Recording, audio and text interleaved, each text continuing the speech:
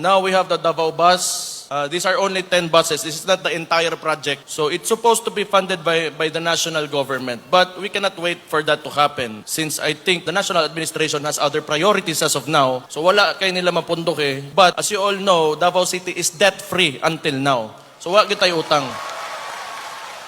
Maunang kaya na to mo gasto, mo palit ta og mga ingon aning sakyanan para sa inyo ha. Ato man eh. So ako hangyo lang ang pinga nato ni siya. Nailhan ang mga Davaoenyo nga mga limpyado ng mga tao og responsable. So kana sa paggamit sa ato ang mga pampubliko ng mga sakyanan adto po ng buhaton. We will behave as expected of us. So mao gyud ako ang hangyo lang sa inyo ha. Dili na to daoton atong mga gamit. So ang tibuok project is moabot na sa og 70 billion. So medyo dako na siya. And unfortunately, the national government is not supporting us sa aning nato nga kagustuhan. Pero I think and I believe, we believe that the Davaoenyo is ready to move forward. So mana diri sa tibuok Pilipinas, if I'm not mistaken, kita sa mga pinakauna, if not kita lang, ang ni-invest og ingon ani for public transportation. So congratulations to you mga Davaoenyo.